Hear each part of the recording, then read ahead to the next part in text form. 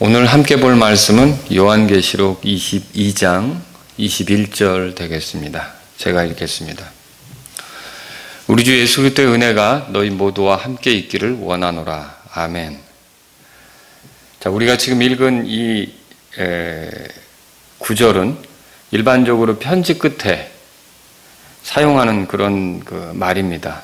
이 인사말을 요한만 쓴 것이 아니라 바울도 종종 자신의 편지 끝에 이 표현을 썼던 것을 볼 수가 있어요.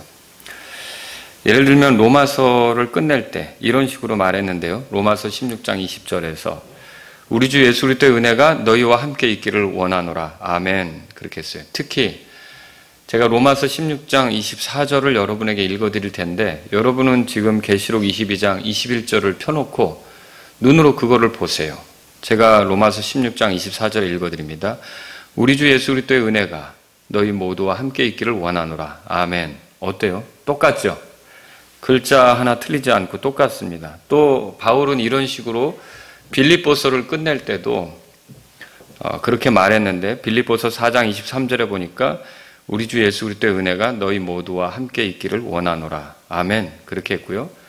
데살로니가후서 3장 18절에서 데살로니가후서를 끝낼 때도 그 끝 인사로 이 똑같은 표현을 썼어요. 우리 주 예수 그리스도의 은혜가 너희 모두와 함께 있기를 원하노라. 아멘.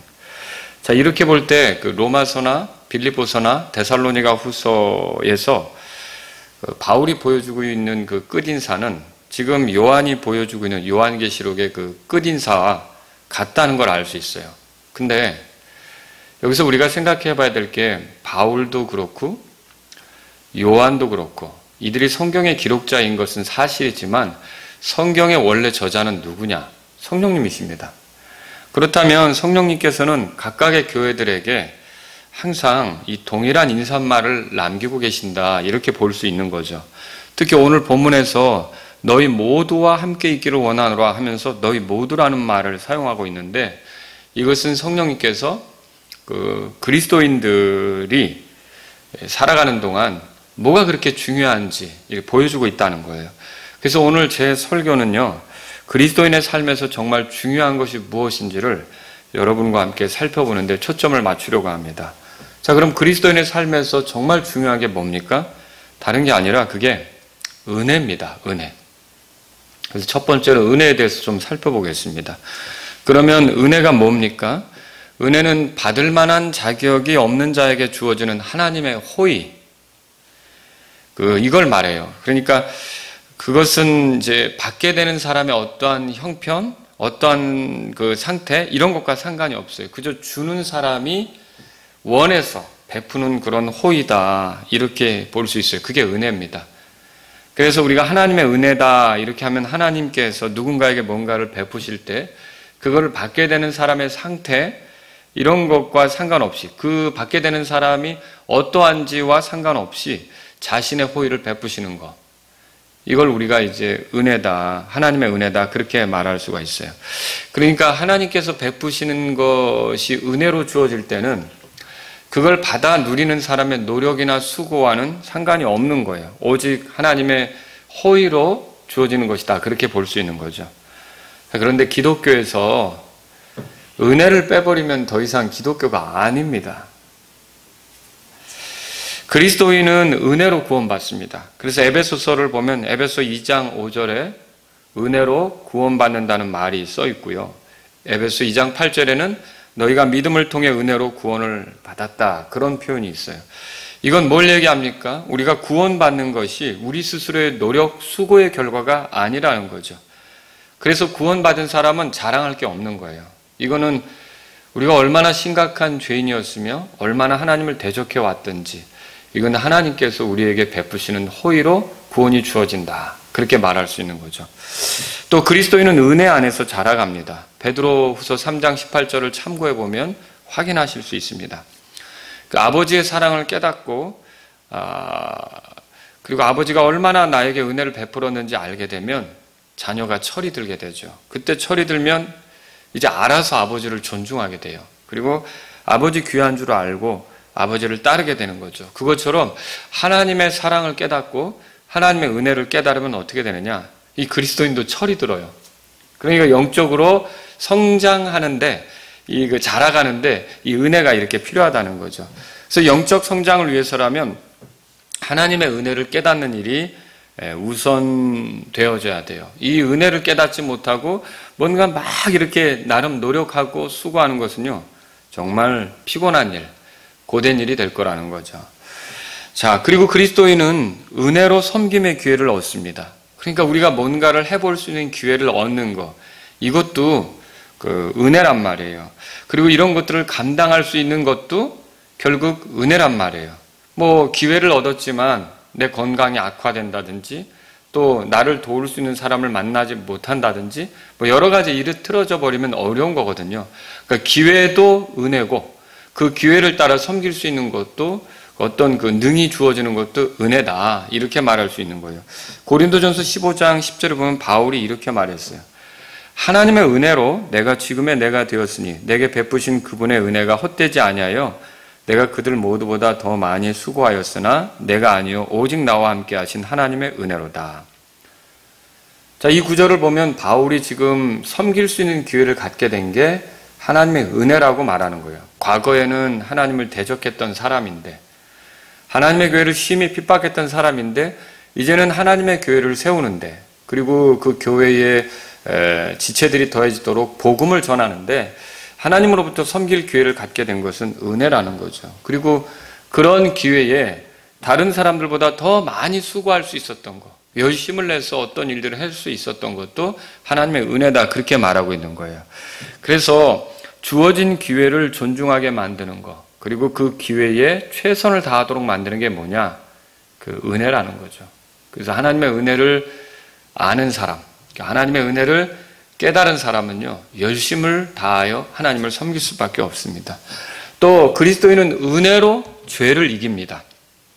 바울은 로마 교회 성도들에게 이렇게 말했어요. 로마서 6장 14절에 보니까 너희가 은혜 아래 있으므로 죄가 너희를 지배하지 못하리라, 이렇게 말했어요. 그러니까 우리가 죄를 멀리하게 되는 것도 결국 은혜를 알 때 죄를 멀리하게 되는 거예요. 디도서 2장 11절 13절에 보면 이런 말씀이 있죠. 구원을 가져다 주시는 하나님의 은혜가 모든 사람에게 나타나 우리를 가르치시되, 그 은혜가 우리를 가르친대요. 경건치 아니한 것과 세상에 속한 정욕들을 우리가 거부하고, 이 세상에 경건하지 않은 것들을 멀리하는 거죠. 정욕들을 멀리하는 거죠. 그러면서 이 현 세상에서 맑은 정신을 가지고 의롭게 하나님의 뜻대로 살며 저 복된 소망과 위대하신 하나님과 우리의 구원자 예수 그리스도의 영광스러운 나타나심을 기다리게 하셨느니라. 그러니까 이 현 세상을 살면서 맑은 정신을 가지고 살며 오시기로 한 그 그리스도 예수님을 기다리는 그런 자세로 살도록 만드는 게 은혜라는 거예요. 이런 은혜로 우리가 거룩한 삶이 가능하다는 것이죠. 또 그리스도인은 은혜로 주님을 알아갑니다. 에베소 1장 8절에 9절에 보면 그 은혜 안에서 그분께서 우리에게 모든 지혜와 분별을 넘치게 하사 친히 자신 속에서 작정하신 자신의 선하신 기쁨에 따라 자신의 뜻의 신비를 우리에게 알려주셨으니, 그렇게 말하고 있어요. 이렇듯 기독교의 독특함은 은혜에 있어요. 그러니까 다시 말씀드리지만 은혜가 빠지면 기독교가 아니라고 할 수 있는 거죠. 그런데 로마 가톨릭을 비롯한 여러 종교들을 보십시오. 이런 종교들의 특징이 뭐예요? 은혜가 없고 인간의 수고, 노력을 부추기면서 매우 고단하게, 매우 힘들게 이렇게 만드는 게 종교라는 거죠. 예를 들어보죠. 여러분이 평화의 기도라는 노래를 들어보셨습니까? 이 노래는 여러 교회 성가대에서도 조금 가사를 달리해서 불려주고 있습니다. 원래 이 평화의 기도라고 하는 그 노래, 이 시가 어떻게 되어 있냐면 이렇게 되어 있어요. 들어보세요. 아마 제가 읽어드리면 여러분도 그런 거 들어본 적 있다, 이렇게 생각하실 분이 있을 거예요. 주여, 저를 당신의 도구로 써주소서. 미움이 있는 곳에 사랑을, 다툼이 있는 곳에 용서를, 분열이 있는 곳에 일치를, 의혹이 있는 곳에 신앙을, 그릇됨이 있는 곳에 진리를, 절망이 있는 곳에 희망을, 어둠이 있는 곳에 빛을, 슬픔이 있는 곳에 기쁨을 가져오는 자 되게 하소서. 좋죠? 이렇게 좀 귀한 역할을 할 수 있게 해달라는 그런 기도니까 위로받기보다는 위로하고 이해받기보다는 이해하며 사랑받기보다는 사랑하게 하여 주소서. 내용 좋습니다. 그런데 이 마지막 부분은 복음을 아는 사람만, 하나님의 은혜를 아는 사람만, 구원받은 사람만 이게 왜 문제가 되는지를 알 수 있어요. 마지막 부분은 이렇게 써 있어요. 들어보세요. 우리는 줌으로써 받고 용서함으로써 용서받으며 자기를 버리고 죽음으로써 영생을 얻기 때문입니다. 자, 여러분 이상하지 않습니까? 슬프게도 이 시는 은혜가 없습니다.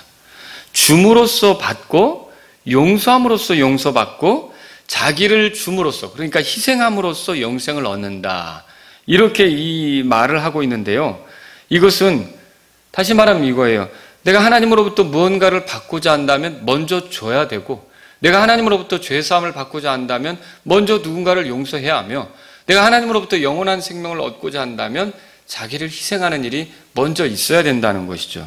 자, 이게 굉장히 그럴듯하게 보이지만 사실은 이거는 냉정하게 말하면 복음과 충돌하는 거예요.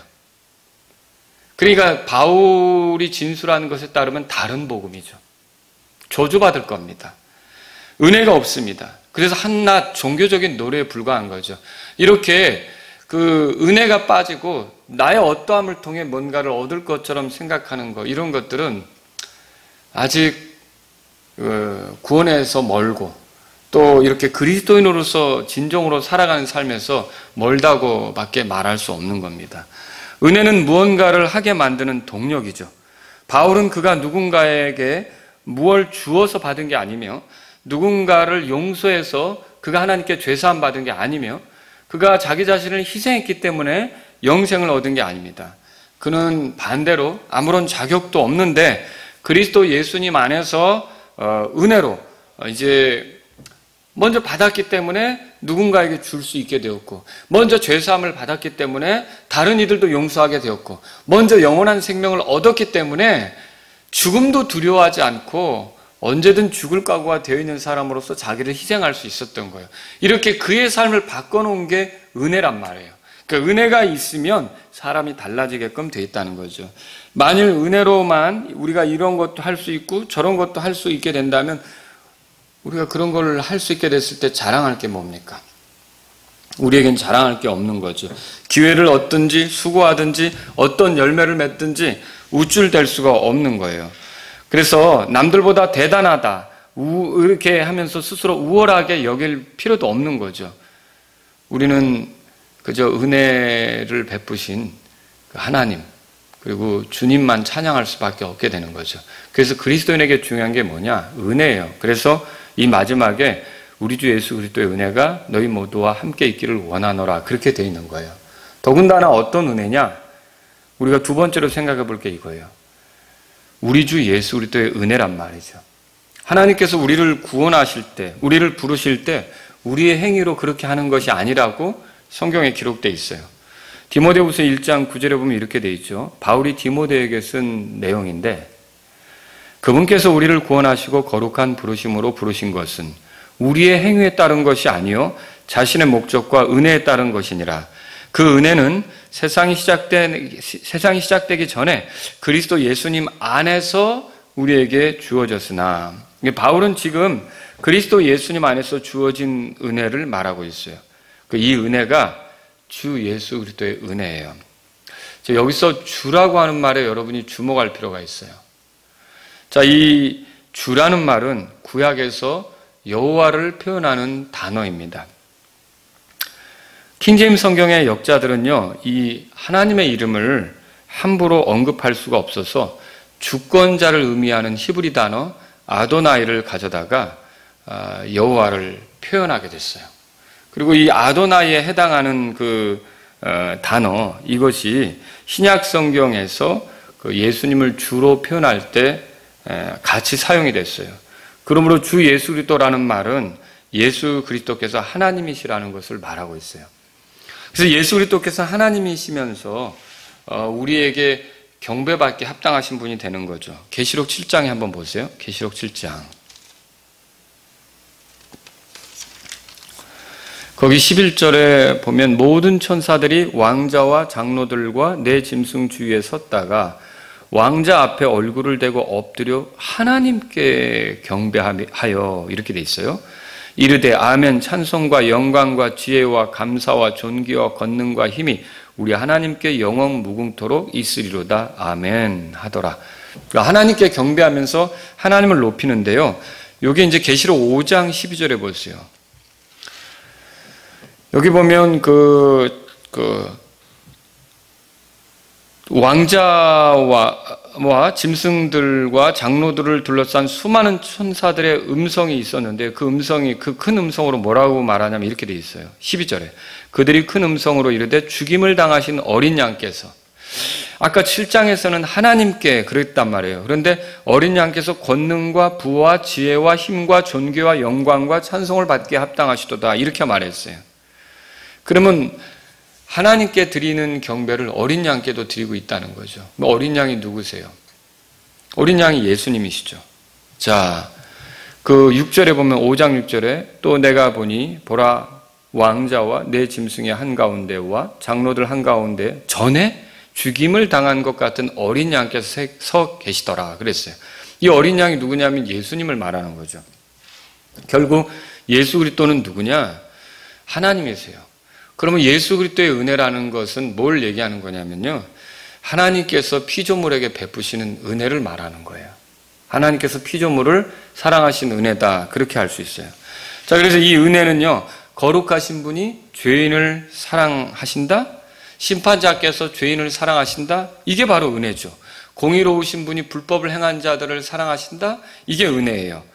그리고 영생하시는 분이 멸망할 자들을 사랑하신다? 이게 은혜란 말이죠. 더러운 자들을 구원하셔서 거룩하신 자신과 더불어 살도록 하신다? 이게 은혜죠. 이 은혜가 예수 그리스도를 통해 주어진 거예요. 그러니까 하나님의 은혜가 예수 그리스도를 통해 주어져서 더러운 죄인이 거룩하신 하나님과 함께 지낼 수 있게 된 거, 이거를 우리가 이제 은혜다 그렇게 말할 수 있어요. 예수 그리스도는 자신의 피로 모든 족속과 언어와 백성과 민족 가운데서 우리를 구속하사 하나님께 드리셨다고 계시록 5장 9절에 써 있어요. 능히 셀 수 없는 큰 물이, 민족들 가운데서 나온 큰 물이 그들이 왕자 앞과 어린 양 앞에서 큰 음성으로 뭐라고 그러냐면 계시록 7장 10절에 보시면 구원이 왕자에 앉으신 우리 하나님과 어린 양께 있도다 그렇게 말하고 있어요. 구원이 어린 양께 있도다라는 말은 예수님을 통해서 구원 얻는다는 말입니다. 예수 그리스도는 우리를 사랑하사 자신의 피로 우리의 죄들에서 우리를 씻으신 분이에요. 계시록 1장 5절에 그렇게 써 있어요. 우리를 구원하셔서 하나님을 위해 우리를 왕과 제사장으로 삼으신 분이 예수 그리스도시죠. 그러니까 이 멸망할 수밖에 없는 비참한 죄인들이 하나님하고 가깝게 될 수 있는 게 예수님을 통해서 그게 가능하다는 거예요. 그래서 예수 그리스도의 은혜로 우리가 결국 하나님과 가까워진다라고 말할 수 있는 거죠. 예수 그리스도는 누구십니까? 죄인인 우리가 하나님께 받아들여지도록 하기 위해 이 땅에 찾아오신 분이세요. 예수 그리스도는 누구십니까? 죄인인 우리를 대신해서 하나님과 우리 사이에 화해 헌물이 되신 분이세요. 예수 그리스도는 누구십니까? 죄인을 위해 자신의 피를 쏟으시고 그 피로 우리의 모든 죄인의 모든 죄에서 우리를 깨끗하게 하시는 분이 예수 그리스도이십니다. 예수 그리스도는 누구십니까? 십자가에서 죽으시고 부활하심으로 지금 살아계셔서 지금도 자기를 신뢰하는 자들을 변호하셔서 끝까지 구원에 이르게 하시는 분이십니다. 예수 그리스도는 우리의 어떠함과 상관없이 자신의 사랑을 보이시면서 우리를 구원하시는 분이 되신다는 거죠. 베드로가 말한 대로 우리는 주 예수 그리스도의 은혜로 구원받게 됩니다. 예수 그리스도의 은혜로 우리의 인생이 바뀌게 된 거죠. 예수 그리스도는 우리의 공급자이십니다. 그분은 우리의 부유함을 위해 스스로 가난하게 되셨어요. 그러니까 우리가 누리는 것들은 사실은 어떻게 보면 예수 그리스도께서 주셔서 누리는 거예요. 그래서 우리가 예수 그리스도의 은혜 속에 사는 거죠. 고린도후서 8장 9절에 보면 이렇게 돼 있어요. 우리 주 예수 그리스도의 은혜를 너희가 알거니와 그분께서 부요하셨으나 너희를 위하여 가난하게 되심은 자신의 가난으로 말미암아 너희를 부요하게 하려 하심이라. 자, 누가 자기의 모든 것을 잃어서 다른 이들을 부유하게 합니까? 그렇게 할 사람들 만나기 쉽지 않습니다. 근데 예수님은 어떻게 했냐면 모든 걸 가지신 분이신데 이 땅에 찾아오셔서 아주 가난하게 되시고 우리가 그분으로 인해 부유하게 되도록 만드셨어요. 하늘의 하나님께서 준비하신 모든 것들을 우리가 누릴 수 있도록 그렇게 만드신 거죠. 그분은 우리의 필요를 채우시고 우리에게 기회를 주시며 우리가 그 기회를 선용할 수 있는 힘과 능력들을 허락하십니다. 또 그렇게 헌신하는 가운데 우리가 열매도 얻을 수 있게 하시는 분이에요. 그래서 예수 그리스도는 공급자로서 우리에게 은혜를 베푸시는 분이시다. 우리에게 필요한 것들을 주시는 분이시다. 우리가 누려야 될 것들을 누리게 하시는 분이시다. 예수 그리스도는 그런 분이시라는 거죠. 또 예수 그리스도는 우리의 중보자이십니다. 하나님과 내가 교제하게 가능하게 된 거 예수 그리스도 때문이죠. 만일 그리스도가 아니시라면 우리가 어떻게 하나님과 가까워질 수 있었겠습니까? 그리스도의 은혜 안으로 우리를 부르신 분은 이제 찬송을 받으실 하나님이십니다. 자, 하나님을 경배하는 게 가능한 거 누구 때문이에요? 예수님 때문입니다. 그리고 하나님을 섬기는 게 가능한 거 누구 때문입니까? 예수님 때문입니다. 그리고 하나님을 가까이 하는 게 가능한 거 누구 때문입니까? 예수 그리스도 때문입니다. 그래서 근데 예수 그리스도는 그게 가능하도록 하는데 우리가 무슨 노력을 하고 우리가 무슨 땀을 흘리고 이것 때문이 아니라 하나님의 사랑에 의해서 그저 호의를 베푸셔서 우리가 그게 가능하도록 하시는 거고 우리가 믿었을 때 그 은혜를 누리게 하신다는 거죠. 이게 주께서 하시는 일이에요. 그래서 예수 그리스도는 하나님과 우리 사이에 헌물이 되셨고요. 만일 예수 그리스도께서 화해 헌물이 되시지 않으셨다면 어떻게 우리가 하나님을 향하여 나아갈 수 있었겠습니까? 그래서 우리가 예수 그리스도의 은혜로 이렇게 하나님과 좋은 관계를 누리게 된다는 거죠. 또 예수 그리스도는요, 우리에게 보상을 가져다 주시는 분이십니다. 내가 어떤 수고를 하더라도 죄인으로서 수고하면 하나님 앞에서는 아무것도 기억될 수가 없어요. 의미가 없습니다. 보상을 누린다? 하나님으로부터 오는 보상을 누린다? 생각할 수 없는 거죠. 그런데 우리가 어떤 수고를 했을 때 이게 하나님께서 기억하시는 것이 된다. 이런 건 뭡니까? 우리의 죄들이 예수님을 통해 용서받고 하나님의 자녀가 되었을 때 그 그리스도 예수님을 신뢰해서 하는 것들은 하나님께서 기억하시는 것이 된다는 것이죠. 그분은 장차 구름들과 함께 오시는데요. 이 땅에 오셔서 1000년 동안 통치하실 것이고 그 1000년 통치를 시작하기 전에 이제 공중으로 우리를 취하셔서는 그리스도의 심판석을 배설하실 것입니다. 그리고 그 그리스도의 심판석에서 우리가 예수 그리스도를 믿는 믿음으로 어떻게 살았는지에 따라서 우리에게 보상하실 거예요. 신실하시니 참되신이라고 계시록 19장 11절에 기록된 대로 우리가 그분을 위해 수고한 것이 헛되지 않도록 드러나게 갚아주실 분이 주 예수 그리스도이십니다. 그러니까 만약에 주 예수 그리스도의 은혜가 없었으면 우리는 무슨 수고를 해도 하나님께는 기억되는 일이 없다는 거죠. 그러나 주 예수 그리스도의 은혜로 우리가 하나님께 기억되는 것이 가능하게 된 거죠. 자, 은혜가 없으면 기독교가 아니듯 예수 그리스도가 빠지면 역시 기독교가 아닙니다. 그리스도인은 하나님과 좋은 관계를 얻기 위해 자기의 수고에 의존하지 않습니다. 누가 그리스도인이냐? 이 시간 한번 생각해 보죠. 우리가 수고는 할 수도 있고 못할 수도 있습니다. 노력은 할 수도 있고 못할 수도 있습니다. 어떤 일은 할 수도 있고 못할 수도 있습니다. 그런데 하나님과의 관계를 위해 내가 한 수고를 의지하는 게 아니라 내가 한 노력을 의지하는 게 아니라 예수 그리스도를 의지하고 있는 사람이 그리스도인이에요. 그러니까 하나님과의 관계를 위해 예수 그리스도를 의지하면서 사는 사람, 이 사람이 진짜 그리스도인이란 말이에요. 그래서 예수 그리스도를 더 알고자 하고요. 예수 그리스도와 가까워지고자 하고요. 예수 그리스도로부터 배우고자 하고요. 예수 그리스도에게 집중하는 사람이 진짜 그리스도인이란 말이에요. 그러니까 예수 그리스도가 빠지면 그리스도인이 아니죠. 그래서 오늘 계시록의 마지막 구절에서 우리 주 예수 그리스도의 은혜가 너에게 있기를 원한다. 너희 모두에게 있기를 원한다. 그렇게 말한 것이라는 거죠. 자, 꾸준히 기도하는 거, 여러분 하나님과 내가 더 친밀해지고 가까워지는데 도움이 되겠습니까? 물론 도움이 됩니다. 그런데 잘 생각해야 될 게 있어요. 기도 자체가 하나님과 나 사이를 가깝게 하는 게 아니라 사실은 우리가 그 기도를 예수님의 이름으로 하는 거예요. 그러니까 예수님을 의지해서 하나님께 나아가는 거란 말이죠. 결국 예수님을 통해서 우리 기도 생활이 될 때 그 기도가 가능하게 하신 예수님을 통해서 하나님과 내가 더 가까워지고 더 친밀해질 수 있다는 거예요. 이걸 알아야 되는 거예요. 여러분, 경배가 하나님과 나를 친밀하게 만들어주는 거, 가까워지게 만들어주는 게 사실이에요.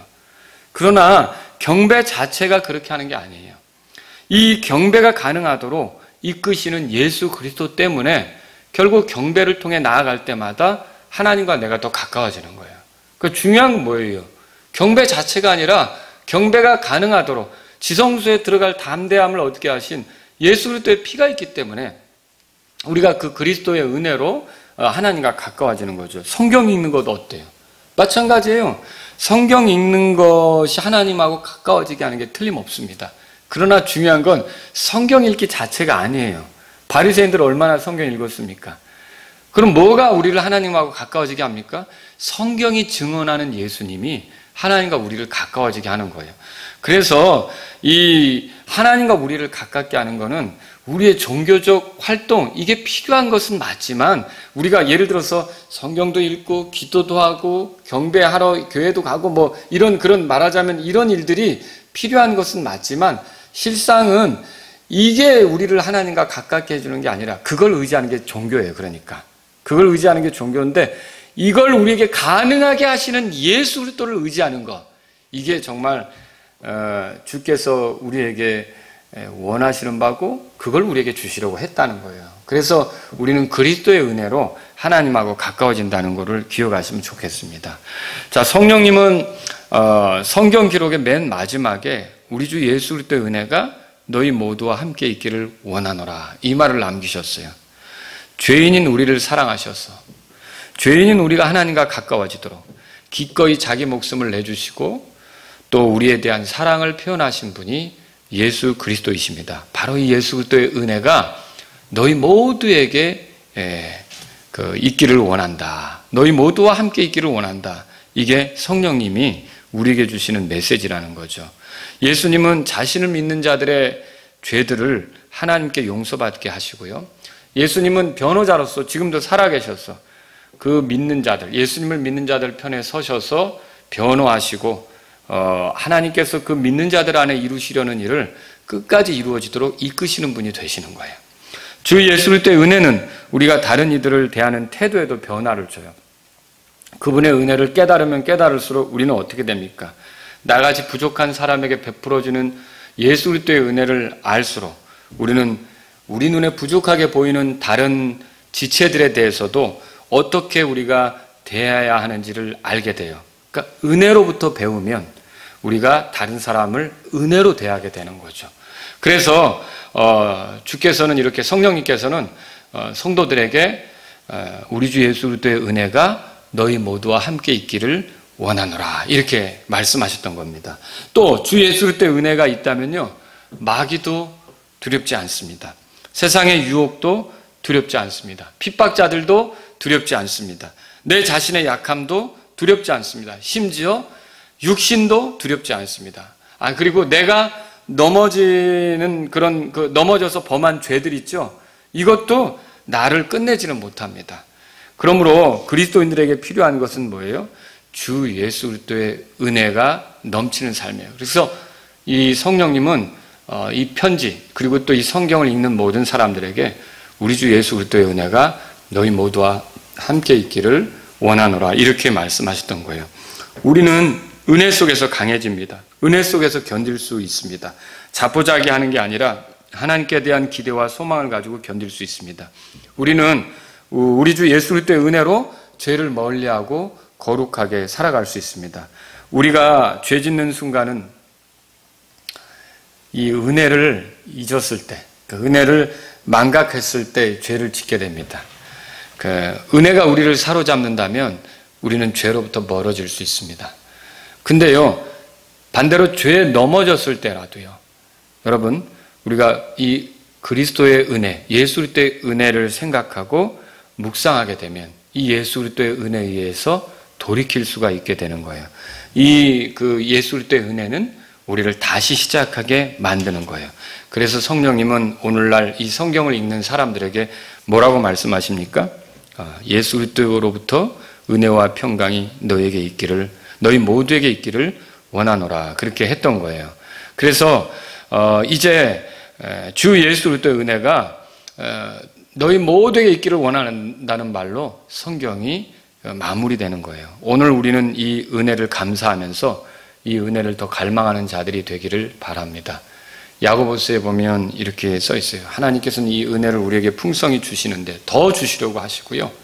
그리고 겸손하게 말씀 앞에 자기를 낮추고 주인 되신 그리스도 앞에 자기를 낮추고 이렇게 할 때 이 은혜가 풍성히 더 누려질 수 있다는 것을 힌트로 보여주고 있어요. 그래서 야고보서 4장 6절에 그분께서 더 많은 은혜를 베푸시나니 그러므로 그분께서 이르시되 하나님은 교만한 자들을 물리치시나 겸손한 자들에게는 은혜를 베푸시느니라. 그러므로 우리에게 정말로 필요한 것은 우리 주 예수 그리스도의 은혜라는 사실을 알고 우리가 엎드리고 겸손하게 주님 앞에 그것을 구하며 나아가는 저와 여러분들의 삶이 되기를 바랍니다.